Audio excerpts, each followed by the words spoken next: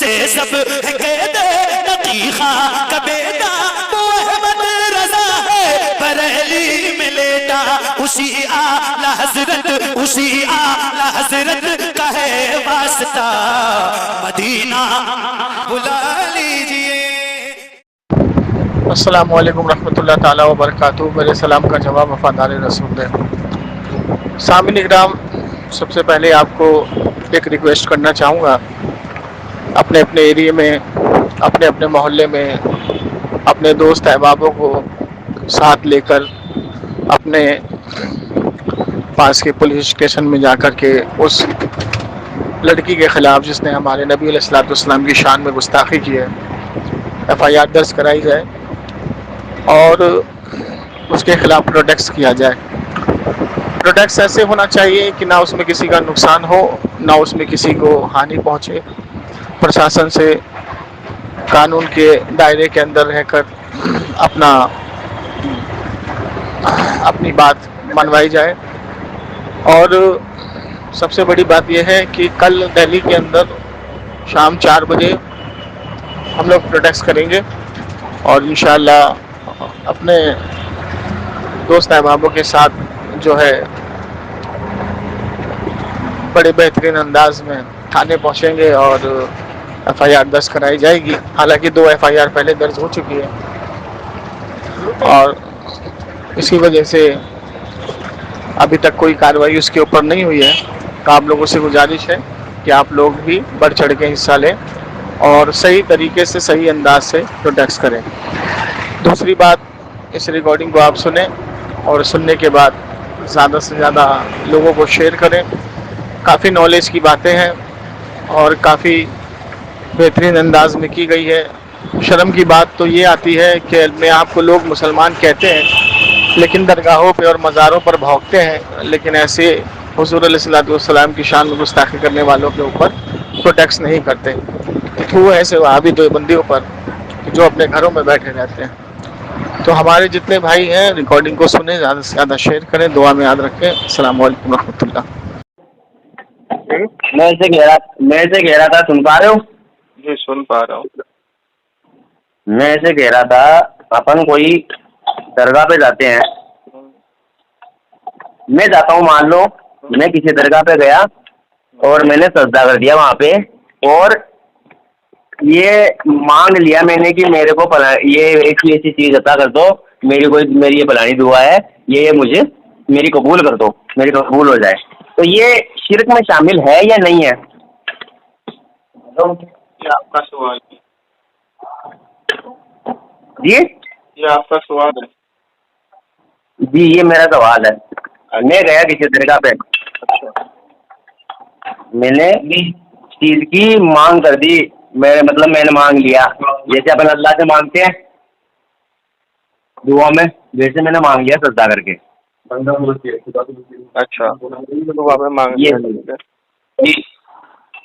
تو یہ شرک میں شامل ہے کہ نہیں ہے؟ تو یہ آپ کا سوال ہے؟ جی آپ جواب سنیے۔ جی سب سے پہلی بات یہ ہے کہ اللہ کے رسول کی حدیث ہے کہ عمل کا دار و مدار نیت پر ہے۔ جی بالکل۔ شرک کی کتنی قسمیں آپ کو پتہ ہے؟ جی بتائیے آپ، مجھے نہیں پتہ۔ جی شرک کی جو قسمیں ہیں، شرک اکبر، شرک جلی، شرک خفی اور شرک اصغر۔ جی اللہ کے رسول صلی اللہ علیہ وسلم کی حدیث ہے کہ مجھے اس کا خطرہ نہیں ہے کہ تم شرک اصغر کرو گے میرے جانے کے بعد دنیا سے۔ شرک اصغر؟ شرک اصغر، لیکن جی یہ ہے کہ تم آپسی اختلاف میں ضرور الجھو گے، ٹھیک ہے؟ جی اور عمل کا دار و مدار نیت پر ہے۔ اگر کسی نے اس کو سجدہ کر دیا مزار شریف پہ جا کے، جی کے تعلق سے احمد رضا خان فاضل بریلوی نے فتاوی رضویہ کے اندر لکھا ہے کہ درگاہ کا طواف کرنا حرام ہے،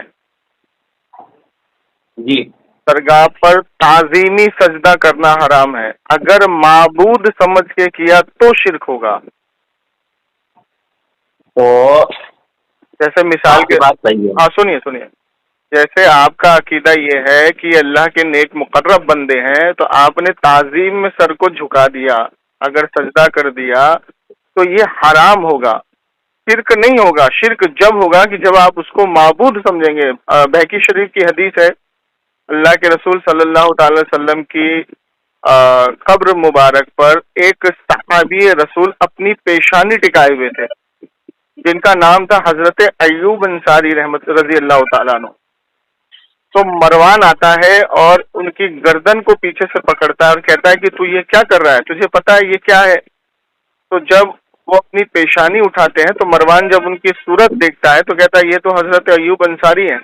تو کہتے ہیں مروان کہ تو مجھے کیا سمجھتا ہے کہ میں کسی مٹی کے ڈھیر پہ آیا ہوں؟ الحمدللہ میں اپنے نبی سے ملاقات کرنے کے لیے آیا ہوں۔ تو اس حدیث کے ماتحت کچھ محدثین نے تعظیمی سجدے کو جائز کہا ہے، سمجھ میں آئی بات؟ جی لیکن اعلیٰ حضرت نے فتنوں کو دیکھتے ہوئے منع کیا ہے، حرام کہا ہے۔ ایک واحد شخصیت ایسی ہے احمد رضا خان فاضل بریلوی کی آج کی تاریخ میں جنہوں نے تعظیمی سجدے کو حرام کیا ہے۔ نہیں تو اگر آپ مسلک دیوبند کی کتابیں پڑھیں گے تو مسلک دیوبند کی کتابیں اگر آپ فتح و رشیدیہ پڑھیں گے تو رشید احمد گنگوئی نے تو عورتوں کو مزار پہ جانا جائز بتایا، عورت مزار پہ جا سکتی ہے۔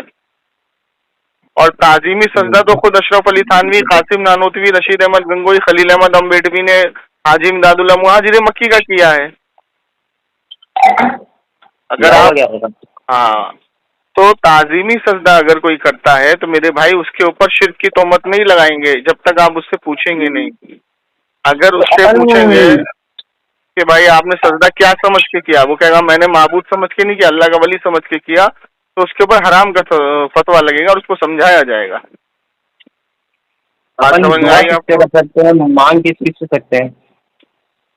ہاں یہ آپ نے کہا کہ اپن دعا کس سے کر سکتے ہیں، مانگ کس سے سکتے ہیں۔ تو اللہ تبارک و تعالیٰ نے قرآن کے اندر دو کیٹیگری بتائی ہے۔ سب سے پہلے تو اللہ تعالیٰ نے بتایا کہ دینے والی ذات میں ہوں۔ کون ہے؟ جی اللہ۔ ایاک نعبد و ایاک نستعین، کہ بے شک اللہ تیری عبادت کرتے ہو، تجھ ہی سے مدد مانگتے ہیں۔ تو یہاں سے اللہ کی ذات مراد ہے، کیا؟ ذاتی وہی چیز اللہ تبارک و تعالیٰ سورہ تحریم آیت نمبر 4 میں ارشاد فرماتا ہے کہ تمہارے مددگار ہیں اللہ، تمہارا مددگار ہے جبرائیل، تمہارا مددگار ہے نیک مومن صالحین بندے، اور تمہارا مددگار تمام فرشتے ہیں۔ تمام فرشتے تمہاری مدد پر ہیں۔ تو آپ مجھے بتائیے کہ آپ کا عقیدہ کیا ہے کہ اللہ کے نبی یا اللہ کے ولی دنیا سے جانے کے بعد ان کا رشتہ ٹوٹ جاتا ہے کیا ہر چیز سے؟ نہیں نا۔ تو ظاہری اسباب میں جیسے مثال کے طور پہ اللہ تعالیٰ قرآن میں فرماتا ہے مومن مومن کا مددگار ہے، ٹھیک ہے، مومن مومن کا مددگار ہے۔ تو ظاہری اسباب میں اگر کوئی اللہ کے ولی سے آپ مدد مانگتے ہیں کہ صاحب ولی ہیں آپ، اللہ کے ولی ہیں، اللہ نے آپ کو نیک مقرب بندہ بنایا ہے، میرے حق میں دعا کر دیں کہ مجھے صاحب اولاد نصیب ہو جائے، یا اللہ نے آپ کو مددگار بنایا ہے تو میں آپ سے التجا کرتا ہوں کہ مجھے نیک اولاد ہو جائے۔ اور دنیا سے جانے کے بعد یہی دعا اس کی قبر پہ جا کر کے، مزار پہ جا کے کر سکتے ہیں، بالکل کر سکتے ہیں۔ امام شافعی رحمۃ اللہ علیہ فرماتے ہیں کہ جب مجھے کوئی حاجت پریشانی پیش آتی تھی تو میں امام ابو حنیفہ رحمۃ اللہ علیہ کی قبر پہ جاتا تھا، 2 رکعت نماز پڑھتا تھا اور ان کے ذریعے التجا کرتا تھا، تو میری پریشانی وہاں سے لوٹنے سے پہلے حل ہو جاتی تھی۔ دوسری بات یہ ہے کہ جب آپ حدیث کو پڑھیں گے تو دنیا سے جانے کے بعد انبیاء کا جو مقام ہے، انبیاء کا جو رتبہ ہے وہ اور بڑھ جاتا ہے۔ اس کی میں آپ کو دلیل دے دیتا ہوں، سمجھ جائیں گے آپ۔ اللہ کے رسول صلی اللہ علیہ وسلم جب معراج پر تشریف لے جا رہے تھے تو آپ ایک سرخ ٹیلے پہ کھڑے ہوئے، یہ مسلم شریف کی حدیث ہے، آپ نے فرمایا کہ میں موسیٰ علیہ الصلوۃ والسلام کی قبر مبارک سے گزرا تو دیکھا وہ اپنی قبر میں کھڑے ہو کے نماز ادا کر رہے ہیں۔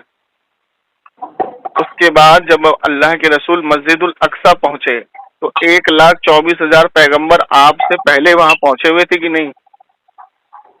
جی۔ پوری کائنات میں انبیاء کی قبر ہے یا نہیں؟ ہے. تو نبی علیہ الصلوۃ والسلام براق کے ذریعے وہاں پہنچے، تو انبیاء کیسے پہنچے تھے؟ جسم مطہر کے ساتھ کون سی سواری سے پہنچے تھے؟ نبوت کی رفتار سے پہنچے تھے، اور نبوت کی رفتار براق کی رفتار سے تیز ہوتی ہے، کیونکہ موسیٰ علیہ السلام تو نماز پڑھ رہے تھے، اور میرے نبی جب قبر سے گزرے، جب مسجد الاقصیٰ پہنچے تو وہ ان سے پہلے پہنچ گئے. تو تمام انبیاء کو کس نے کہا قبر مبارک میں جا کے کہ آج حضور نماز پڑھائیں گے، آپ چلیے وہاں؟ اللہ نے بتایا نا، اللہ نے ان کو یہ قوت طاقت بخشی. اب اس کے بعد جب اللہ کے رسول نے نماز ادا کی تو نماز ختم ہونے کے بعد سب انبیاء پہنچ گئے کہاں؟ پہلے، دوسرے، تیسرے، چوتھے آسمان پہ. اللہ کے رسول جب پہلے آسمان پہ پہنچے تو آدم علیہ السلام سے ملاقات ہوئی، دوسرے آسمان، تیسرے آسمان، ایسے کرتے کرتے جب آپ اللہ کی بارگاہ سے واپس آ رہے تھے، چوتھے آسمان پر آپ کو موسیٰ علیہ السلام نے روکا اور کہا یا رسول اللہ اپنے امت کے لیے کیا لے جا رہے ہیں؟ تو 50 وقت کی نماز تو آپ کی امت نہیں کر پائے گی، اس کو واپس کرائیے، کم کرائیے. تو اللہ تو عالم الغیب تھا، اللہ کو تو چاہیے تھا کہ ایک بار میں فیصلہ کر دوں. اگر فوت شدہ سے مدد لینا شرک ہوتا تو اللہ نے 7 سے 9 مرتبہ اپنے نبی کو واپس بلایا نہیں بلایا؟ موسیٰ علیہ السلام نے واپس بھیجا نہیں بھیجا؟ تو جب آپ واپس آئے تو موسیٰ علیہ السلام آپ کو واپس کرتے رہے، واپس بھیجتے رہے. تو اللہ کے رسول جب 5 وقت کی رہ گئی تو اللہ کے رسول نے کہا موسیٰ میں نہیں جاتا، مجھے حیا آتی ہے. اب موسیٰ علیہ السلام سے ملاقات ہوئی، بات ہوئی. جب اللہ کے رسول واپس تشریف لائے تو سب سے پہلے یہ واقعات صحابہ کو بتایا، حضرت ابوبکر صدیق رضی اللہ تعالیٰ عنہ. ٹھیک ہے، تو اب مجھے بتائیے کہ موسیٰ علیہ السلام اپنی قبر میں نماز پڑھ رہے ہیں، حضور سے پہلے مسجد الاقصیٰ پہنچ گئے اور حضور سے پہلے آسمان پر پہنچ گئے، چوتھے آسمان پر. تو موسیٰ علیہ السلام کو جب اللہ نے یہ طاقت اور قوت بخشی ہے تو میرے نبی کو کتنی طاقت اور قوت بخشی ہوگی؟ پہلی چیز. دوسری چیز یہ بخاری شریف کی حدیث، اللہ کے رسول فرماتے ہیں کہ ایک ہی بار آپ نے حج کیا اور ایک ہی بار عمرہ کیا. آپ نے فرمایا کہ جب میں مکے کا طواف کر رہا تھا تو موسیٰ علیہ السلام تشریف لائے اور مکے کا طواف کر کے گزر گئے، نکل گئے، چلے گئے.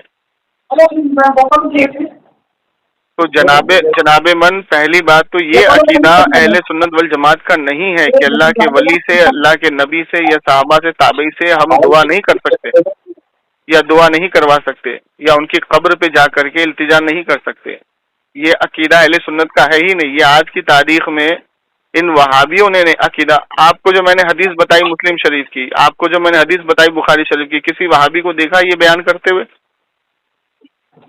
نہیں دیکھا نا. اس کی وجہ یہ ہے کہ ابن عبد الوہاب نجدی نے جب برطانیہ سے مل کر کے مکے پر حملہ کیا اور مکے کے 4,000 ساڑھے 4,000 علماء کو قتل کیا، جنت البقیع کی مزاروں کو توڑ دیا، اور اس نے حدیث سے استدلال کیا، اللہ کے رسول کی حدیث ہے کہ اے علی جاؤ جہاں تک تمہیں پختہ قبر ملتی ہے اس کو توڑ دو. تو اس حدیث سے استدلال کر کے اس نے اس مزاروں کو توڑ دیا، اور توڑنے کے بعد جب یہ حدیث علماء اکرام نے دیکھی اور دیکھنے کے بعد اس کو سمجھائی تو وہ سمجھنے کو راضی نہیں ہوا. اس کے بعد ہندوستان کے بڑے بڑے علماء جس میں انور شاہ کشمیری بھی شامل تھے وہ عرب گئے. عرب جانے کے بعد اس کیا نام ہے ابن عبد الوہاب نجدی کو بتایا، دکھایا، دکھانے کے بعد اس نے وعدہ کیا میں دوبارہ سے قبر کو بنا دوں گا.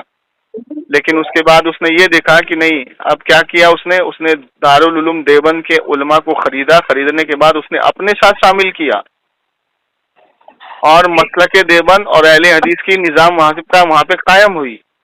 ابھی 100 سال ہوئے ہیں وہاں پہ ان کی نظام قائم ہے. اس سے پہلے جو حکومت تھی، اس سے پہلے کی حکومت اٹھا کے دیکھ لو، گوگل پہ سرچ مار لینا، جنت البقیع کی مزارات کو دیکھ لو کہ کیسی کیسی مزارات بنی ہوئی تھی اور وہ کس نے بنائی تھی؟ وہ صحابیوں نے بنائی تھی. اچھا ایک چھوٹی سی مثال میں آپ کو دیتا ہوں. قبر کس کو کہتے ہیں؟ قبر کس کو کہتے ہیں؟ بندہ بناتے ہیں. قبر کہتے ہیں اونٹ کے اوہان کی طرح. جیسے اونٹ کا اوہان ہوتا ہے نا، اگر وہ ویسی ہوگی تو اس کو قبر کہا جائے گا، اور اگر وہ فلیٹ ہوگی، برابر ہوگی تو اس کو قبر نہیں کہا جائے گا. کیا کہا جائے گا؟ ہاں اس کو کہا جائے گا کہ یہاں قبر تھی اب نہیں ہے، فلیٹ ہو گیا، برابر کر دیا اس کو. جیسے مثال کے طور پر قبرستان میں، عام قبرستان میں آپ نے دیکھا ہوگا، قبر جب زیادہ بھر جاتی ہے تو مٹی ڈال کے اس کو برابر کر دیا جاتا ہے. ہاں تو کیوں ڈالا جاتا ہے؟ اسی کی قبر کو توڑ کے دوبارہ کیوں نہیں اس میں دفن کر دیا جاتا؟ مٹی کیوں ڈالی جاتی ہے؟ سمجھ میں آئی بات؟ تو قبر کی نشان کو مٹانے کے بعد قبرستان کو فلیٹ کیا جاتا ہے. تو اگر قبرستان فلیٹ ہوگا، جیسے فلیٹ زمین ہے آپ کی، تو وہاں پہ اس کو تو ہم قبر نہیں بولیں گے، اس کو تو کہیں گے تو برابر ہو گئی. تو اب اللہ کے رسول کی حدیث جو ہے مسلم شریف میں کہ میں موسیٰ علیہ الصلوۃ والسلام کی قبر سے گزرا، تو وہ قبر اتنے سو سال سلامت کیسے رہی موسیٰ علیہ السلام کی؟ اس کو سوچیے بیٹھتے. موسیٰ علیہ الصلوۃ والسلام کو تو دنیا سے گئے ہوئے ہزاروں سال ہو گئے، تو وہ قبر سلامت کیسے رہی اور آج تک ویسی کی ویسی ہے؟ قرآن میں اللہ تعالیٰ نے فرمایا کہ پاک ہے وہ ذات جو اپنے حبیب کو ایک ہی رات میں مسجد الحرام سے لے گئے مسجد الاقصیٰ، جس کے ارد گرد اللہ نے رحمت نازل فرمائی ہے. تو ارد گرد کیا ہے؟ مسجد الاقصیٰ کے ارد گرد انبیاء کی قبریں ہیں. سمجھ رہے بات کو؟ اور آپ اہل سنت والجماعت کے کسی بھی محدثین کی کتاب کو اٹھائیں گے، چاہے وہ شاہ ولی اللہ محدث دہلوی ہو، شاہ عبدالحق محدث دہلوی ہو، امام جلال الدین سیوطی ہو، امام حجر ہو، امام بہقی ہو، امام نسائی ہو، امام کیا کہتے ہیں ابن ماجہ ہو، یہ جتنے محدثین مفسرین، علامہ الفسانی ہو، ان سب نے اللہ کے رسول سے مدد بھی لی ہے، وسیلہ بھی لیا ہے، اور ان کی قبر پہ جا کر کے التجا بھی کی ہے، سب نے. تو موقف جو اہل حدیثوں کا آج کا بنا ہوا ہے، تو وہ یہ کہتے ہیں کہ ہم کسی ائمہ کی کتاب کو نہیں مانیں گے، کسی ائمہ کو نہیں مانیں گے، ہمیں قرآن حدیث سے دکھاؤ. تو اب ہم ان سے سوال کرتے ہیں کہ امام بخاری جتنی حدیثیں لے کر کے آئے، امام مسلم جتنی حدیثیں لے کر کے آئے، یہ ساری حدیثیں صحیح، یہ ہمیں کس نے بتایا؟ محدثین نے بتایا. قرآن حدیث میں تو ان کا نام نہیں ہے، تو آپ ان کا نام قرآن حدیث میں دکھائیے. تو وہ بھاگتے ہیں پھر ہم سے. جی. تو محدثین کی جو جماعت ہے، جیسے ہم سورہ فاتحہ جب پڑھتے ہیں نا، تو یہ سورہ فاتحہ کو ٹارگٹ بناتے ہیں، یا کہنا بدو یا کرتے تیری عبادت کرتے تجھے سے مدد مانگتے. لیکن آپ اگر سورہ فاتحہ کے تھوڑا سا پہلے جب شروعات کریں گے، الحمدللہ رب العالمین، سب طرح کی تعریف اللہ کے لیے ہے، تو اگر ہم نے کسی اور کی تعریف کر دی تو شرک ہو جائے گا. نہیں، یہاں سے سب طرح کی تعریف یہ ہے کہ اللہ کی ذاتی، یعنی اللہ کی ذات مراد ہے. سب طرح کی تعریف کا خاصہ اسی کا ہے. لیکن جب ہم کسی اور کی بھی تعریف کریں گے، جیسے ماشاءاللہ کیا خوبصورت انسان ہے، ماشاءاللہ کتنا اچھا چیز بنایا آپ نے، کیا بہترین چیز بنائی، تو اصل میں تعریف اللہ ہی کی ہو رہی، کیونکہ اللہ ہی نے اس کو پیدا کیا. جی. اسی طریقے سے ہم جب آگے چلیں گے، اہدنا الصراط المستقیم صراط الذین انعمت علیہم، اللہ ہمیں ان کے راستے پہ تو چلا جس پر تیرا انعام نازل ہوا، نہ کہ ان کے راستے پر جس سے تو ناراض ہوا اور غضب کھایا جس کے اوپر. تو جب ہم ان کے راستے پہ چلیں گے جس پر تیرا انعام نازل ہوا، تو سورہ لقمان اگر آپ پڑھیں گے تو سورہ لقمان میں آپ کو ایک واقعہ ملے گا. کیا ملے گا؟ حضرت سلیمان علیہ السلام اپنی محفل میں بیٹھے ہوئے تھے، اور ایک بادشاہ یعنی جس کا نام تھا بلقیس، وہ بلقیس آ رہی تھی ملاقات کرنے کے لیے سلیمان علیہ السلام سے. تو وہ بلقیس جو آ رہی تھی، اس کی آنے کی جو گیپنگ تھی وہ کم سے کم 1000 کلومیٹر سے اوپر کی تھی. تو حضرت سلیمان علیہ السلام وہیں سے بیٹھے بیٹھے اپنی محفل میں کہہ رہے ہیں کہ وہ بلقیس جو آ رہی ہے اس کا ایک تخت ہے، جس تخت پہ بیٹھ کے وہ فیصلہ کرتی ہے. اور وہ جب وہاں سے چلی تھی، وہ تخت کو اٹھاتے تھے 100 آدمی، ایک آدمی سے نہیں اٹھتا تھا وہ تخت. اور وہ وہاں سے جب چلی ہے تو وہ اس تخت کو تہہ خانے میں بند کر کے چلی ہے. اب سلیمان علیہ السلام یہاں سے بیٹھ کے دیکھ رہے ہیں، اور اپنی محفل میں کہا کہ کوئی ایسا شخص ہے، کوئی ہے یہاں پر ایسا جو اس شخص کو اس سے آنے سے پہلے یہاں موجود کر دے. تو ایک جنات اٹھا، اس نے کہا کہ میں لا سکتا ہوں. تو آپ نے پوچھا کتنی دیر میں؟ تو کہا آپ اٹھ کے بیٹھیں گے وہ تخت آ جائے گا. تو آپ نے اس کو اجازت نہ دی. ایک اللہ کے ولی بیٹھے تھے وہاں پہ، سلیمان علیہ الصلوۃ والسلام کے صحابی. آپ نے پوچھا کہ حضرت میں لا دوں؟ تو بولا کتنی دیر میں لاؤ گے؟ تو آپ نے فرمایا کہ آپ کی پلک جھپکے گی اور وہ تخت آپ کے برابر میں آ کے رکھ جائے گا. تو آپ نے اس کو اجازت دی، اور انہوں نے جب پلک جھپکی تو وہ تخت اٹھا کر کے لے آئے اور ان کے برابر میں رکھ دیا. حضرت سلیمان علیہ السلام نے اللہ کا شکر ادا کیا. تو جب یہ آیت نازل ہوئی تو اللہ کے رسول کی بخاری میں حدیث آئی. اللہ کے رسول صلی اللہ علیہ وسلم سے صحابہ نے پوچھا یا رسول اللہ، یہ تو بہت اچھا واقعہ ہے. تو اللہ کے رسول صلی اللہ تعالی وسلم نے بخاری کے اندر حدیث فوراً بیان کیا صحابہ کو کہ اے صحابہ یاد رکھو اللہ کے ولی سے جنگ اللہ سے جنگ ہے. جب اللہ کا نیک مقرب بندہ اللہ کا قرب حاصل کرتا ہے نا تو اللہ اس کی ہاتھ بن جاتا ہے جس سے وہ پکڑتا ہے, اللہ اس کے آنکھ بن جاتا ہے جس سے وہ دیکھتا ہے, اللہ اس کے پیر بن جاتا ہے جس سے وہ چلتا ہے, اللہ اس کے کان بن جاتا ہے جس سے وہ سنتا ہے, اللہ اس کی زبان بن جاتا ہے جس سے وہ بولتا ہے. تو اس کے پکڑنے کی, چلنے کی, دیکھنے کی کوئی حد نہیں رہتی. تو جب ہم یہ واقعہ پڑھتے ہیں اور اس کی تفصیل میں جاتے ہیں, اس کی شرح میں جاتے ہیں, تو پتہ یہ لگتا ہے کہ اللہ نے اپنے ولیوں کو کتنی طاقت اور قوت بخشی ہے.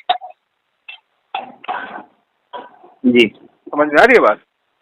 تو آج کی تاریخ میں دیکھیے مسلک دیوبند, دھیان سے سنیے گا, مسلک دیوبند کے جو آج کے عالم ہیں جیسے طارق مقصود ہے اور بھی دیگر ہیں ان کے عالم, آج کی تاریخ میں یہ بیٹھ کر کے مزار پہ جانا, مزار سے مراد مانگنا, مزار والوں سے مراد مانگنا, اس کو شرک بتاتے ہیں. لیکن اگر آپ مسلک دیوبند کی کتابوں کو کھولیں گے, اگر آپ امداد المشتاق کھولیں گے اشرف علی تھانوی کی, اگر آپ قاسم نانوتوی کا رسالہ کھولیں گے, اگر آپ رشید احمد گنگوئی کا رسالہ کھولیں گے, اور اگر آپ کیا کہتے ہیں فضائل اعمال جو یہ سب سے زیادہ پڑھتے ہیں اس کو کھولیں گے, تو اس کے اندر وسیلہ لینا, مدد لینا بالکل جائز لکھا ہوا ہے. اگر آپ امداد المشتاق کھولیں گے تو اشرف علی تھانوی صفحہ نمبر 99 پہ لکھتا ہے کہ ولی مرتا نہیں, ایک جگہ سے دوسری جگہ انتقال کرتا ہے. اس طریقے سے ظاہری طور پر میں نے اپنے ولی سے, اپنے پیر سے مدد لی, اسی طریقے سے ان کی قبر سے بھی مدد لیتا ہوں. اور آگے لکھتا ہے کہ میرے پیر کا ایک مرید ان کی قبر پہ آیا اور کہا حضرت پریشان ہوں, محتاج ہوں, روٹیوں کے لالے پڑے, میری امداد کیجیے. تو قبر سے ندا آئی کہ تو روز میرے قبر پہ آنا, تجھے آدھا آنے یا 1.5 آنے اجرت ملا کرے گی. تو شدہ میں حضور اپنے پیر کی قبر پر گیا زیارت کے لیے, تو وہ شخص وہیں کھڑا تھا. اس شخص نے مجھے یہ بتایا واقعی یہ جو معاملات ہیں یہ کرامتوں کے ہیں. اب وہ یہ لکھ رہا ہے, اب بتاؤ اس تعلق سے اشرف علی تھانوی پہ کیا حکم لگے گا؟ لیکن یہ دیوبندی نہیں لگائیں گے, جب ان کو کتابیں دکھاؤ گے تو نہیں لگائیں گے. اچھا فریاد ہے, اے محمد کبریا فریاد ہے, اے حبیب کبریا فریاد ہے. یہ دعا کون مانگ رہا ہے؟ حاجی امداد اللہ مہاجر مکی, جو ان چاروں کے پیر و مرشد ہیں. ان کا رسالہ پورا بھرا پڑا ہے. اچھا اشرف علی تھانوی کا رسالہ ہے, کہتا ہے یا رسول اللہ تنہائی میں تیرے سوا کس کو پکاروں, کون ہے میرا مدد کرنے والا تیرے سوا یا رسول اللہ. یہ پورا رسالہ ہے اس کا. اچھا آج کی تاریخ میں اہل حدیث جو تم کو یہ ساری چیزیں بتاتے ہیں, اہل حدیث کی آپ کتابیں کھولیں, اگر آپ فتاوی مجموعہ کھولیں گے ابن تیمیہ کی, تو وہ کہتا ہے کہ اللہ کے ولی کی قبر پر رحمتوں کا نزول ہوتا ہے اور فرشتوں کا نزول ہوتا ہے, رحمتوں کی بارش ہوتی ہے. اور فتاوی مجموعہ میں لکھتا ہے کہ اللہ کے ولی کے وسیلے سے, یعنی اللہ میں تیری بارگاہ میں فلاں ولی کے وسیلے سے دعا کرتا ہوں. اس میں قرآن کی کون سی آیت اور حدیث کی کون سی حدیث کا انکار ہوتا ہے؟ یہ تو جائز ہے.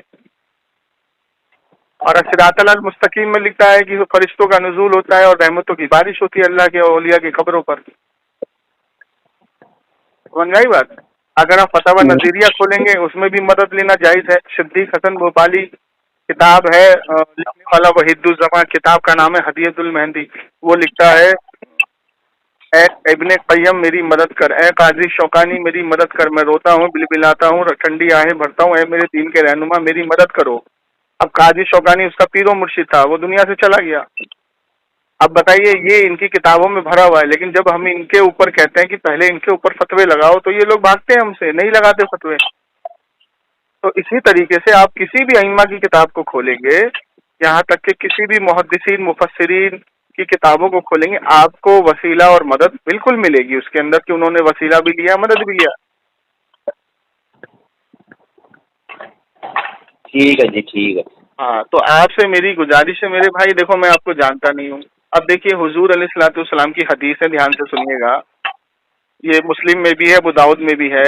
اس کا نچوڑ ہے کہ جب بد مذہب سلام کرے تو جواب نہ دو, جب وہ بیمار پڑ جائے تو اس کی عیادت نہ کرو, اس کے ساتھ شادی بیاہ نہ کرو, اس کے ساتھ نماز میں شامل نہ ہو, اس کے ساتھ کھاؤ پیو مت, اور وہ جب مر جائے تو اس کی نماز جنازہ میں شامل نہ ہو, نماز جنازہ نہ پڑھو, اور اس کے ساتھ ایک ساتھ نماز نہ پڑھو. اور اس حدیث کی شرح میں امام حجر عسقلانی فرماتے ہیں کہ بد مذہب سے 2 مراد ہے. ایک تو وہ جو ضروریات دین کا انکار کرتے ہیں, دوسرا وہ جو نبی کی شان میں گستاخی کرتے ہیں. اب علماء دیوبند کے 4 اکابر جن کے اوپر کفر کا فتویٰ لگا ہوا ہے عرب کا کہ من شک فی کفری و عذابی فقط کفر، ان 4 اکابروں کے اوپر کفر کا فتویٰ اس لیے لگا ہوا ہے کہ انہوں نے اپنی کتابوں میں نبی کی شان میں گستاخیاں لکھی ہیں. احمد رضا خان فاضل بریلوی نے ان کو اتنے سال سمجھایا، یہ نہیں سمجھے، تب ان کے اوپر کفر کا فتویٰ لے کر کے آئے. وہ حفظ الایمان کتاب کا نام ہے، جس میں وہ لکھتا ہے کہ نبی علیہ الصلوۃ والسلام کا جو علم ہے اس میں ان کی کیا خاصیت ہے. ایسا علم تو اللہ نے جانور، پاگل، مجنون، چھوٹے بچے اور باہم کو بھی دیا ہے. تحذیر الناس کے اندر اس پر مناظرے ہو چکے ہیں، دنیا بھر کے یوٹیوب کھولو گے مل جائے گا. تحذیر الناس کے اندر طاہر غیابی کے ساتھ مولانا مفتی مطیع الرحمان صاحب کا مناظرہ ہوا کٹیہار میں. اس کا رزلٹ یہ نکلا کہ مفتی مطیع الرحمان کے ہاتھ پر طاہر غیابی کے 2 شاگردوں نے توبہ کری، دیوبند کو لات ماری. مناظرہ ہوا تھا تحذیر الناس پر. اس میں کیا لکھا ہے کہ بالفرض بعد زمانہ نبوی اگر کوئی نبی پیدا ہو جائے تو خاتم محمدی میں کوئی فرق نہ آئے گا. حضور کو آخری نبی ماننا عوام کا محض ایک خیال ہے. اس کتاب کو پڑھ کے احمد قادیان نے نبوت کا دعویٰ کیا تھا. دیوبند اس سے مناظرہ کرنے پہنچے تو قادیانی فرقہ جنم لیا. دروازہ کھولا، قاسم نانوتوی میں داخل ہو گیا احمد قادیان. اور اس کتاب کے اس عبارت پر آپ یوٹیوب پر جاؤ، لکھو کٹیہار مناظرہ تحذیر الناس، آ جائے گا. اس میں طاہر غیابی ایک طرف ہے، دوسری طرف مفتی مطیع الرحمان صاحب ہے. دوسرا مناظرہ آپ کھولو اٹارسی مناظرہ. اٹارسی مناظرے میں مفتی مطیع الرحمان صاحب نے وہ سارے رسالے دکھائے ہیں، وہ ساری کتابیں دکھائی ہیں، اور وہ سامنے بیٹھا ہے نظر محمد دیوبند کا مفتی. ساری کتابیں، سارے رسالے دکھائے ہیں کہ دیکھو تمہارے کس کس شاگردوں نے توبہ کی تھی وہاں پہ. اور وہ مناظرہ اٹارسی مناظرہ اس لیے ہوا تھا کہ ایک گھر کے 2 بھائی چلے گئے دیوبند میں اور ایک گھر کے 3 بھائی چلے گئے بریلویت میں، سنیت میں. وہ پہلے سے سنی تھے اور 2 بھائی غلطی سے چلے گئے دیوبندیت جماعت میں. تو یہ آپس میں لڑائی جھگڑا کرتے کرتے تو ان کے والد نے کہا کہ تم بھی اپنے عالم لاؤ، تم بھی اپنے عالم لاؤ، اور گھر میں مناظرہ کو. تو گھر کے اندر مناظرہ ہوا، 5 دن چلا تھا یہ مناظرہ. اور اس میں کیا ہوا کہ سارے بھائیوں نے توبہ کری، نظر محمد کو بھگایا گیا. پھر اس گاؤں میں آج تک جماعت نہیں آنے دیتے. یہی حال ہوا ان دور مناظرے میں. حفظ الایمان کی عبارت پہ مناظرہ ہو رہا ہے، 3 گھنٹے کا مناظرہ ہے. تو گاؤں میں جماعت لے کر کے آتا تھا عمیر قاسمی، مفتی عمیر قاسمی. تو وہاں کے لوگوں نے اعتراض کیا. تو اس کا جو ایک جگری دوست تھا اس نے کہا ٹھیک ہے میں مناظرہ کرواتا ہوں کہ تم ان کو غلط کہتے ہو. جب مناظرہ ہوا 3 گھنٹے کا گاؤں کے اندر، اور سامنے ہے مولانا اشفاق صاحب، آپ کو میں لنک بھیج دیتا ہوں، دیکھ لینا. 3 گھنٹے کا مناظرہ ہے. عمیر قاسمی کی وہ دھجیاں اڑائی حفظ الایمان کتاب پر کہ گاؤں والوں نے آج تک گاؤں کے بینڈ پہ بینر لگا ہوا ہے کہ جماعتیوں کا گھسنا منع ہے. تو ان کی جو عقیدے اور ان کے جو، آپ کسی بھی ابھی عالم کو جانتے ہو مسلک دیوبند کے تو لائن پر آپ لے لیں اور خاموش رہنا. آپ سننا، خود آپ صرف سننا، آپ کو دودھ کا دودھ پانی کا پانی ہو جائے گا. جب ہم ان سے بات کریں گے تو آپ صرف سننا، اور سننے کے بعد آپ کو ایسے اچنبھا ہوگا کہ یار یہ ایسے عقیدے کے ہیں، مجھے تو پتہ ہی نہیں تھا. آپ کسی بھی مسلک کے دیوبند کے عالم کو ابھی لے لو لائن پہ. اگر آپ نہیں لے سکتے تو آپ خود تحقیق کرو. آپ خود تحقیق کرنے کے لیے آپ عالم کے پاس جاؤ اور ان سے یہ کہو کہ حضرت جو یہ حفظ الایمان کی کتاب میں اشرف علی تھانوی صاحب نے لکھا ہے کہ ان سے سوال ہوا کہ کیا اللہ کے رسول عالم الغیب ہیں، یعنی جو زید ہے وہ اللہ کو عالم الغیب مانتا ہے اور رسول اللہ صلی اللہ علیہ وسلم کو بھی عالم الغیب مانتا ہے، تو زید کا یہ عقیدہ اور یہ استدلال درست ہے کہ نہیں؟ تو اشرف علی تھانوی جواب دیتے ہیں کہ آپ کی ذات مقدسہ پر علم غیب کا حکم کیا جانا. سوال ہو رہا ہے عالم الغیب کا اور جواب دے رہا ہے علم غیب کا.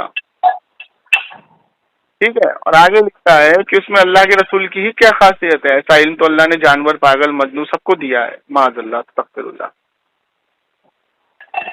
تو یہ سارے عقیدے ہیں ان کے. تو مسلک دیوبند میں جب الیاس کندھالوی نے یہ دیکھا کہ ان کتابوں پہ فتوے لگ گئے ہیں، اور سام الحرمین شریفین کتاب کے اندر یہ شائع ہو گیا کہ دیوبند کے 4 اکابروں پہ کفر کے فتوے لگ گئے ہیں، تو اس نے کیا کیا، جماعت کا سلسلہ شروع کیا اور لوگوں کے پاس جانا شروع کیا. تو جن کو ان فتوے کے، ان کتابوں کے بارے میں معلوم تھا اس کو تو وہ چھوڑ دیتا تھا، اور جن کو نہیں معلوم ہوتا ان کو پکڑ پکڑ کے مسجد لانا شروع کر دیا. تو یہ جماعت کا سلسلہ الیاس کندھلوی نے شروع کیا. سمجھ میں آئی بات؟ اور آج کی تاریخ میں دیوبند کے 4 فرقے ہو گئے ہیں. جب سے علماء نے، اہل حدیث نے عرب سے ان کو نکالا ہے، تب سے 4 فرقے ہو گئے. حیاتی الگ ہو گیا، مماتی الگ ہو گیا، تبلیغی جماعت الگ ہو گئی، دارالعلوم دیوبند الگ ہو گیا. دارالعلوم دیوبند نے ابھی تبلیغی جماعت مولانا سعد کے اوپر فتوے جاری کیے ہیں. یہ گمراہ جماعت ہے، اس کے پیچھے کوئی نہ جائے. اگر یقین نہیں ہے تو یوٹیوب پر جا کر کے خالی لکھنا مولانا سعد کے اوپر فتوا، دارالعلوم دیوبند کا فتوا آ جائے گا، ویڈیو آ جائے گی. حیاتی جو الگ ہوا، جس کے بانی بنے تمہارے یہ کیا نام ہے الیاس گمن صاحب، اور مماتی الگ ہوا جس کے بانی بنے مفتی سلمان صاحب، تمہارے مفتی سلمان صاحب. اب حیاتی جو ہے وہ حضور کو قبر میں زندہ مانتا ہے، مماتی جو ہے حضور کو قبر میں بھی زندہ نہیں مانتا. اور ندوی جو ہے، ندوی کہتا ہے، جو ندوہ کے پڑھے لکھے، جو ندوہ کا مدرسہ ہے، وہ یہ کہتا ہے کہ ہم اشرف علی تھانوی، قاسم نہ کسی کی کتابوں کو نہیں پڑھیں گے، ہم صرف قرآن حدیث کو مانیں گے. تو دارالعلوم دیوبند نے ان کو بھی فارغ کر دیا، ان کو بھی سائڈ کر دیا، مولانا سعد کو بھی سائڈ کر دیا، مماتی کو بھی سائڈ کر دیا. تب سے ان کی جماعت کم ہو گئی، جماعت آنا کم ہو گئی، جماعت جانا کم ہو گئی، جماعت کی تعداد کم ہو گئی. تو ابھی آپ لوگ غلطی میں ہیں، ابھی آپ لوگوں کو پتہ نہیں ہے ان کی حقیقت کیا ہے، ان کے عقیدے کیا ہے. بس ہر کوئی ٹوپی اور داڑھی اور پاجامہ ٹخنوں سے اوپر مسلمان نہیں ہوتا میرے بھائی. اللہ کے رسول نے پیشن گوئی بتائی ہے، بخاری شریف کی حدیث ہے. آخری زمانے میں ایسے لوگ آئیں گے، اتنی نمازیں پڑھیں گے تمہاری نمازیں کم تر ہوں گی، اتنے روزے رکھیں گے تمہارے روزے کم تر ہوں گے، مسجدیں بھری ہوں گی، قرآن ان کی زبان پر تر رہے گا، لیکن اسلام سے ایسے خارج ہوں گے جیسے تیر شکار سے. تو کس کے بارے میں بتایا میرے نبی نے یہ؟ تو صحابہ نے پوچھا یا رسول اللہ ان کی پہچان کیا ہوگی؟ کہا وہ اللہ اور اس کے رسول کے گستاخ ہوں گے.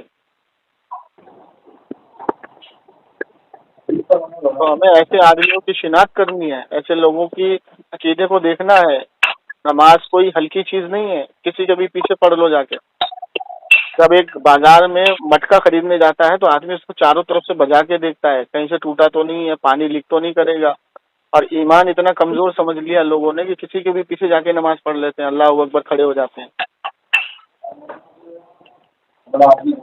اللہ کے رسول صلی اللہ تعالی وسلم نے حضرت علی کو حکم دیا، اے علی جب تم دیکھ لو کہ میرے مصلے پہ کوئی بد مذہب کھڑا ہو گیا تو نماز نہ پڑھنا اس کے پیچھے. اللہ کے رسول کو معلوم تھا کہ مروان کا لشکر ایسا ہوگا کہ وہ کیا کہتے ہیں ایسی حرکتیں کرے گا، بد مذہب آئیں گے، مدینے کے اندر بھی قبضہ ہوگا، مکے میں بھی قبضہ ہوگا. اب اس سے پہلے شیعہ کی حکومت تھی مکے میں، تو کیا شیعہ مسلمان تھا؟ اللہ کے رسول صلی اللہ تعالی وسلم کی دنیا میں تشریف لانے سے پہلے 300 سال 350 سال مکے میں بت رکھے ہوئے تھے، جو کفار کا قبضہ تھا. تو کیا اللہ اتنا کمزور تھا کہ 300-350 سال اللہ نے کفاروں کو حکومت دے دی؟ اللہ کے رسول صلی اللہ علیہ وسلم کی دنیا سے تشریف لے جانے کے بعد، صحابہ کے تشریف لے جانے کے بعد، تابعی کے تشریف لے جانے کے بعد، اس برطانیہ کے گنڈوں نے حکومت کر لی وہاں پر.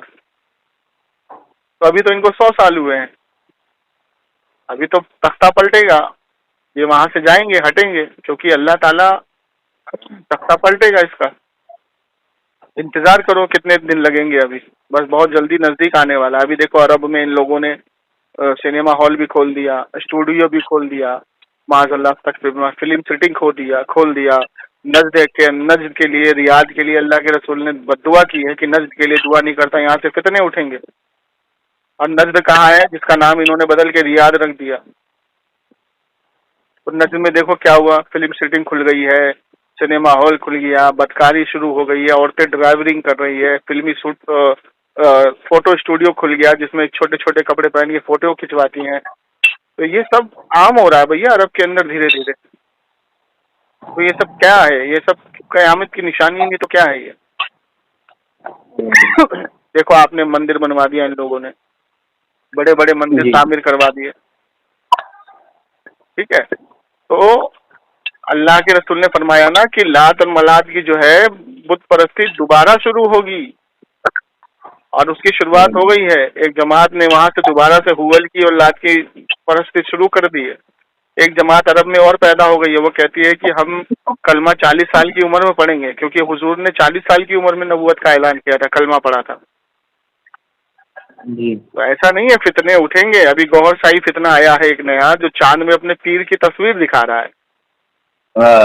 चकरालवी आया है नया, जो क्या कहते हैं हदीसों को मानता ही नहीं है, नाफजी आया है नया। तो ये सब जितने फितने आ रहे हैं, अभी अली मिर्जा देखो, अली मिर्जा आया हुआ है, अली मिर्जा ने पूरी लोगों को बरगला के रख दिया। अली मिर्जा जो तालीम दे रहा है वो अहले सुन्नत वल जमात की तालीम है ही नहीं। वो कभी एक हदीस को सही बताता है तो फिर उसी हदीस को ज़ईफ बता देता है। पहले वो जो बैठा तो पहले अहले हदीसों ने उसको पैसा दिया, माल दिया, अहले हदीसों की तरफ गया वो, फिर उसके बाद वो देवबंद की तरफ गया, अब वो रावजियत में चला गया है, अब रावजियों की बोली बोलता है, हजरत अमीर माविया की शान में गुस्ताखी कर रहा है। तो ये जो नौजवान पीढ़ी है ना, नौजवान पीढ़ी कुरान पे नहीं चलती। कुरान कहता है सूरह अंबिया आयत नंबर 15 में, सीखो उससे जो इल्म वाले हो। तो अली मिर्जा इल्म वाला नहीं है, आलिम नहीं है, वो पहले आलिम है। कुरान तो तुम्हें हिदायत दे रहा है, लेकिन तुम कुरान को छोड़ करके ऐसे के पीछे जा रहे हो। अब मिसाल के तौर पे मैं आपसे पूछता हूँ भाई, आप क्या काम करते हो? चूड़ी बनाते हैं कंगन का। अच्छा, आप चूड़ी कंगन बनाते हो, तो आपको ये पता होगा कि चूड़ी में कौन सा कांच अच्छा आता है, उसकी पॉलिश में कौन सा कलर बढ़िया होता है जो उतरता नहीं है, उसके अंदर नक्काशी कौन सी अच्छी होती है जो उतरती नहीं है, ठीक है ना? तो आपको ये चीज मालूम है। अब एक शख्स आपके पास आता है कि फलाना आदमी वहां बैठा हुआ है और देखो कितनी खूबसूरत चूड़ी बनाई है, आपकी चूड़ी से भी अच्छी है। तो आप जब वो चूड़ी देखोगे तो आप उसको कहोगे कि नहीं ये अच्छी नहीं है, इसमें ये कमी है। तो अगर वो शख्स समझ जाए कि हाँ भाई ये कमी है, आपकी तरफ आ जाएगा। अगर वो नहीं समझे, हुज्जत करने लगे, नहीं भाई उसी की सही है, तेरी सही नहीं है, तू तो अपनी बड़ाई कर रहा है, तो जब वो उसको इस्तेमाल करेगा तो उसके कलर भी उतरेंगे, उसकी नक्काशी भी उतरेगी, तो फिर उसको ये समझ में आएगा हाँ यार भाई सही कह रहा था, ये सही चीज नहीं है, वो गलत चीज बेच रहा है, सही बोल करके। समझ रहे हो? इसी तरीके से जब हमारे पास हमारे मुहद्दिसीन, मुफस्सिरीन, हमारे अइम्मा के कौल उस हदीस पर मौजूद हैं, उस आयतों पर मौजूद हैं, उस किताब पर मौजूद है, तो आज की तारीख में कोई भी पलम्बरी बैठ करके उस किताब की अपनी तरीके से वजाहत कर रहा है, तो हम किसकी बात को मानेंगे बताइए? जाहिर सी बात है ना, जो हमारे अइम्मा मुहद्दिसीन मुफस्सिरीन करके चले गए उसको मानेंगे ना हम जी। तो यही वजह है कि हमारे लोग उसको पढ़ते नहीं है, इसकी बातों पे मान लेते हैं। लेकिन जब वो हमारे पास आते हैं तो जब हम उनको सही डेफिनेशन बताते हैं तो कुछ लोग समझ जाते हैं, कुछ लोग नहीं समझते। बस इतना सा फर्क है, समझ रहे हैं? तो ये मामलात हैं। अब जैसे इसका एक स्टेटमेंट है, इसने कहा कि मैं मंगोल की औलाद हूँ, ठीक है, और अगर आज की तारीख में तुमने जो है मज़ारों से मदद लेना नहीं छोड़ा तो हम तुम पर वो आयतें भी फिट करेंगे कुरान में जो बुतों के ताल्लुक से नाजिल हुई है, जिस पर हजरत अब्दुल्लाह इब्न उमर ने कहा कि खारजी बदतरीन मखलूक हैं वो लोग जो कुरान में काफिरों के ताल्लुक से नाजिल होने वाली आयतों को ईमान वालों पे चस्पाते हैं। हम वो आयतें भी तुम पर फिट करेंगे, ठीक है। और अब्दुल्लाह इब्न उमर कोई नहीं है, क्या है वो, ये अल्फाज है उसके। तो ये सारी बातें हैं। तो आज की तारीख में ईमान बचाना बहुत मुश्किल है, लेकिन ईमान बचाना इतना भी मुश्किल नहीं है। समझ में आई बात? जिस तरीके से बाजार में ओरिजिनल माल की पहचान जिस शख्स को है वो कभी डुप्लीकेट माल खरीदेगा ही नहीं। और डुप्लीकेट छोड़ो ना, वो उसको पता लग गया यहाँ डुप्लीकेट माल बिकता है, उस दुकान में जाएगा ही नहीं। इसी तरीके से ईमान ऐसी चीज है कि अगर किसी को, हमें जैसे तहकीक करते हैं, हम लोग पढ़ते हैं, हम लोग किताबों को पढ़ते हैं, हम लोग तहकीक करते हैं, आज तक हमने किसी वहाबी देवबंदी को ये नहीं देखा कि वो ऐसी हदीसों को बयान करें जिस पर कसम खुदा की अगर किसी के सामने रख दें तो वो देवबंदी आवाम ही उसको जूते मारेगी कि ये हदीस क्यों नहीं बताई आपने आज तक हमें। ये मसले हैं। तो ये क्या करते हैं भाईजान, पहलू दिखाएंगे एक, दूसरा छुपा देंगे, ठीक है। ये आपको दिखा देंगे कि देखो अल्लाह के रसूल ने बुखारी में फरमाया कि पक्की कब्र के ऊपर इमारत ना बनाओ, उसको तोड़ दो, ठीक है।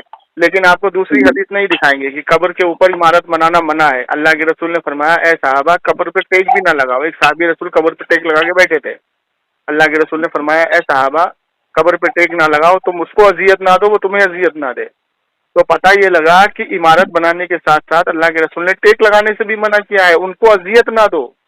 चलो ठीक है, अब कब्र के ऊपर जब टेक लगाने से मना किया तो जाहिर सी बात है इबारत भी नहीं बनेगी। लेकिन अल्लाह के रसूल सल्लल्लाहु अलैहि वसल्लम ने जब जंग बदर में पहले साहबी शहीद हुए थे तो अल्लाह के रसूल सल्लल्लाहु अलैहि वसल्लम ने जन्नतुल बकिया में उनकी कब्र को खुदवाया और खुदाने के बाद साहबा से कहा कि वो बड़ा पत्थर उठा के लाओ।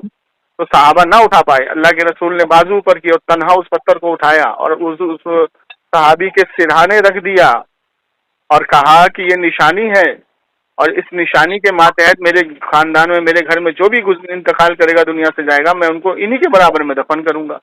तो वो निशानी मेरे अल्लाह के रसूल ने बनाई, तो निशानी बनाना सुन्नत हो गई। अगर सहाबा की जमात उस पत्थर को उठा के ली आती तो वो सुन्नत ना होती, तो अल्लाह ने इसीलिए अपने हबीब से उठवाया वो पत्थर। तो ये हदीस तो मैं नहीं दिखाएंगे कि कब्र के इर्द गिर्द निशानी बनाना जायज है। अब हुआ क्या कि जब मुहद्दिसीन मुफस्सिरीन की जमात ने ये देखा कि अल्लाह के वली की कब्र पर फरिश्तों का नुज़ुल और रहमतें नाजिल होती है, तो उन्होंने इर्द गिर्द एक इमारत बनाई, स्मारक बनाई, ताकि लोग यहाँ आकर के बैठें तो उनको धूप और उनको बारिश की परेशानी ना हो। तो उस इमारत के नीचे बैठ करके वो इबादत करते थे, अल्लाह की दुआ करते थे, अल्लाह से वो विर्द करते थे, कुरान का और दुरूद शरीफ का जो भी जिनको आता था वो पढ़ते थे। तो इसलिए वो स्मारक बनाई गई चारों तरफ, और ये स्मारक बनाना बिल्कुल दुरुस्त है अहले सुन्नत वल जमात के नजदीक। कब्र को कभी भी पुख्ता नहीं बनाया किसी ने, कब्र हमेशा बीच में से कच्ची ही रहती है, चारों तरफ स्मारक बनाते हैं। तो वो हर किसी की कब्र की नहीं बनती, वो उसी की कब्र बनती है जो नेक मुकर्रब बंदा जिस पर तहकीक हो, हाँ ये अल्लाह का वली। आज की तारीख में लोग नंगे शाह बाबा, डंगे शाह बाबा, धमकाने शाह बाबा, लमकाने शाह बाबा, ये रावजियों ने जो कितना बपा किया है, जरा तरह की मज़ारात बना के रख दी है, इनकी कोई तहकीक नहीं है, इनको तोड़ने का भी हुक्म है। अभी आप देखें ख्वाजा गरीब नवाज की बारगाह में जाएं आप, अजमेर शरीफ में रावजियों का कब्जा हो गया, वारिस शाह में रावजियों का कब्जा हो गया, जितनी बड़ी बड़ी दरगाह है उसमें रावजियों का कब्जा हो गया। ये रावजी कौन है? जो सहाबा को गालियां देते हैं, लानतान करते हैं। जब इन्होंने ये देखा कि फतवा रिजविया शाया हो गई और उसके अंदर आला हजरत ने ये लिखा है कि औरतों का मज़ार पे जाना हराम, मज़ार पे ढोल बाजे बजाना हराम, मज़ार का तवाफ करना हराम, मज़ार पर ताज़ीमी सजदा करना हराम, तो इन रावजियों ने आला हजरत का ही रद्द करना शुरू कर दिया। सलातो सलाम वहाँ पे जो पढ़ा जाता है तो मुस्तफ़ा जाने रहमत पर नहीं पढ़ने देते, क्योंकि वो आला हजरत का लिखा हुआ है, उसको मारते हैं, वहाँ झगड़े करते हैं। आप जाके उस पर यूट्यूब पर सर्च करो कि सलाम पर हुआ झगड़ा अजमेर शरीफ में, देखो कितनी वीडियो आएंगी। कोई भी पढ़ता है तो उससे लड़ते हैं ये लोग। समझ में आई बात? तो ये सारे मामलात हैं। अहले सुन्नत वल जमात का अकीदा जो है, अहमद रजा खान फाजले बरेलवी की जब आप किताबें पढ़ोगे, अगर आप उनके फतवा रिजविया पढ़ोगे, उसके अंदर जब आप उनके फतवाजात पढ़ोगे कि उन्होंने 33 जिल्दों में जो किताब लिखी है ना, आज की तारीख में चोरी छुपे वहाबी देवबंदी भी उसमें से फतवे निकालते हैं, क्योंकि इतनी तहकीक किसी की हिम्मत नहीं है करने की। अब जब आपने ये देखा कि आलिम बनना इतना मुश्किल हो रहा है, हेलो हेलो, हाँ जी, जब आपने देखा कि आलिम बनना इतना मुश्किल हो रहा है, क्योंकि दुर्रे मुख्तार है, ये बड़ी बड़ी किताबें जो अरबी में हैं, इनको पढ़ना इतना मुश्किल हो रहा है कि लोग पढ़ाई छोड़ रहे हैं, आलिम नहीं बन रहे हैं जल्दी से। तो अहमद रजा खान फाजले बरेलवी ने दुर्रे मुख्तार की शरह की उर्दू में, शरह करने के बाद उसको इतना आसान कर दिया पढ़ना समझना कि फिर उसके बाद लोगों में दुश्वारी पैदा ना हुई और धड़ाधड़ आलिम बनना शुरू हो रहे हैं। आज की तारीख में बिना दुर्रे मुख्तार पढ़ना, यानी बिना फिका हनफी पढ़े कोई आलिम नहीं बन सकता, किसी को आलिम की सनद नहीं मिल सकती, चाहे वो देवबंदी हो या वहाबी हो। तो ये किसका एहसान है उम्मत पर? समझ आ रही बात? इनके मुजद्दिद कश्मीरी, जिनको ये मुजद्दिद कहते हैं मसलक देवबंद, अनवर शाह कश्मीरी लिखते हैं अपनी फतवा कश्मीरिया के अंदर कि जब मैंने हदीसों को सीखना शुरू किया तो मैंने अपने मसलक की किताबों को पढ़ा, मैं मुतमईन नहीं हुआ, लेकिन जब मैंने अहमद रजा खान फाजले बरेलवी को पढ़ा तो मैं मुतमईन हो गया। उन्होंने ऐसे ऐसे फतवाजात दिए हैं, ऐसे ऐसी हदीसें कोट की हैं और ऐसे ऐसे हवालों के साथ इजमा इकट्ठा किया है कि किसी की रसाई नहीं आज की तारीख में वहां तक पहुंचना। और अगर इमाम अबू हनीफा के दौर में होते अहमद रजा खान फाजले बरेलवी तो इमाम अबू हनीफा के बेस्ट शागिर्दों में से एक होते। आज की तारीख में ये लोग क्या करते हैं, ये लोग मसलक आला हजरत पर, यानी आला हजरत पर उंगली उठा करके, उनकी उल्टी सीधी बातें करके, उनके उल्टे सीधे रिसाले दिखा के लोगों में बरगलाते हैं और एक पहलू दिखाते हैं, दूसरा छुपा देते हैं। यहाँ तक कि उनकी तकरीर अगर की हुई है तो उस तकरीर को दिखा देंगे और जो उसका जवाब आगे दिया उसको छुपा देंगे। ये सारे मामलात हैं इनके। इसीलिए तो आज तक ये अभी मुनाजरे से भागते हैं। मसलक आला हज़रत, मसलक देवबंद के जितने भी आलिम हैं आज की तारीख में मुनाजरे से क्यों भाग रहे हैं? اس کی وجہ یہ ہے کہ پچھلے جتنے مناظرے ہوئے ہیں ان کو منہ کی کھانی پڑی ہے، اور ان مناظروں میں ان کی بہت نقصان ہوا ہے. ان کے مسلک کے دیوبند کے لوگ پلٹ جاتے ہیں وہ مناظرہ دیکھ دیکھ کے، اس لیے انہوں نے مناظرے کرنا بند کر دیا. طالب الرحمان بیٹھا تھا مناظرے میں پاکستان کراچی میں. اس میں کیا ہوا کہ جب مناظرہ ہوا 8 گھنٹے کا وہ مناظرہ ہوا، ٹھیک ہے نا. اس مناظرے میں طالب الرحمان کی وہ دردشا ہوئی، اہل حدیث پلٹنا شروع ہوئے. اس کے بعد آج تک اہل حدیث مناظرے میں نہیں بیٹھے، آج تک نہیں بیٹھے. آپ نکال لو کراچی مناظرہ، آ جائے گا طالب الرحمان اور سامنے مفتی حنیف قریشی ہے، لکھ دو یوٹیوب پر، لکھو، آ جائے گا 8 گھنٹے کا مناظرہ. دیکھو پورا بیٹھ کے کیا گرگتا ہوئی ہے اس کی، کیا دھجیاں اڑائی ہے حنیف قریشی نے. لیکن جب اللہ علم دیتا ہے نا تو عقل کو چھین لیتا ہے. آج کی تاریخ میں حنیف قریشی بھی جو ہے رافضیت میں چلا گیا. تو بھیا اپنے ایمان کو بچاؤ اور صحیح العقیدہ ایمان والوں کے پیچھے نماز پڑھو، ان کا ساتھ چھوڑ دو. باقی آپ کی مرضی ہے، سمجھانا ہمارا کام ہے. اتنا وقت میں نے آپ کو دیا، کچھ یہ سوچ کے تھوڑی دیا کہ آپ سے کچھ مجھے فائدہ ملے گا یا کچھ. تو میں نے اس لیے کیا کہ میں بھی ہاسپٹل میں ہوں لیکن پھر بھی آپ سے بات کر رہا ہوں. تھوڑا سا مسئلہ یہ ہے کہ آپ کو سمجھانے کا مسئلہ یہ ہے کہ اگر میدان محشر میں بھائی آپ نے میرا دامن پکڑ لیا کہ آپ نے مجھے سمجھانے کا موقع اللہ نے دیا، آپ نے مجھے سمجھانے، تو میں کیا جواب دوں گا؟ جی جی جی شکریہ. جی چلیے ٹھیک ہے. اور الحمدللہ ثم الحمدللہ آپ کے سلام کا جواب میں نے اس لیے نہیں دیا کہ میں نے سمجھا کوئی دیوبند کے عالم ہیں یا مفتی ہیں جن سے یہ بات کرانا چاہتے ہیں، تو اس لیے میں نے نہیں دیا. لیکن آپ ماشاءاللہ ذہن آپ کا اچھا ہے، ماشاءاللہ آپ سمجھ جائیں گے تو میں آپ کے سلام کا جواب دیتا ہوں. وعلیکم السلام ورحمۃ اللہ. چلیے ٹھیک ہے. ٹھیک ہے جی ٹھیک.